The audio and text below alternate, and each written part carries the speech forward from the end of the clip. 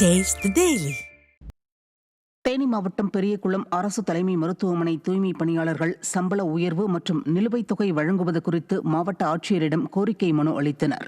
மதுரை உயர்நீதிமன்ற கிளையில் இது தொடர்பாக தொடரப்பட்ட வழக்கில் 3 மாதங்களில் சம்பள உயர்வு வழங்க நடவடிக்கை எடுக்க வேண்டும் என அறிவிக்கப்பட்டது. இதனைத் தொடர்ந்து தீர்ப்பின் நகலை கொடுத்து தங்களின் சம்பள உயர்வு மற்றும் நிலுவைத் தொகையை வழங்க நடவடிக்கை எடுக்க வலியுறுத்தி தூய்மை பணியாளர்கள் ஆட்சியரிடம் கோரிக்கை மனு அளித்தனர். ஸ்டாலின் மாடல் அரசின் நிர்வாக திறமையின்மையால் தூய்மை பணியாளர்கள் தொடர்ந்து புறக்கணிக்கப்படுவதாக குற்றம் சாட்டப்படுகிறது. 20 வருஷம் 10 வருஷம் 15 வருஷமா இதே சம்பளத்துக்கு வேலை பார்த்துட்டு இருக்கோம். நாங்க வெறும் 300 சம்பளத்துக்கு வேலை பார்க்கிறோம். இதே 300 சம்பளத்துக்கு தான் நாங்க வேலை பார்க்கிறோம். சம்பளம் ஒண்ணுமே கட்டுப்படி ஆக மாட்டேங்குது. சம்பள உயர்வுன்னு சொல்றாங்களே ஒழிஞ்சு எதுவுமே வர மாட்டேங்குது. இதை வச்சு எப்படி நாங்க குடும்பம் நடத்துறது?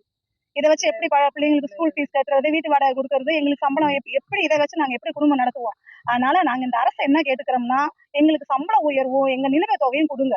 நாங்க வேற எதுவும் கேட்கல.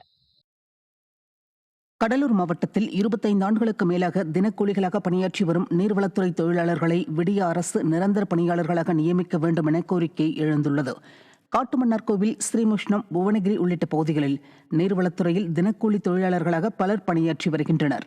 திமுக தேர்தல் வாக்குறுதியில் குறிப்பிட்டது போல தங்களை நிரந்தர பணியாளர்களாக நியமிக்க வேண்டுமென அவர்கள் வலியுறுத்தியுள்ளனர். எப்படியாவது ஆட்சியை பிடிக்க வேண்டும் என்ற நோக்கில் தேர்தல் நேரத்தில் பொய் வாக்குறுதிகளை அளித்து ஸ்டாலின் ஏமாற்றுவதாக பொதுமக்கள் குற்றம் சாட்டியுள்ளனர்.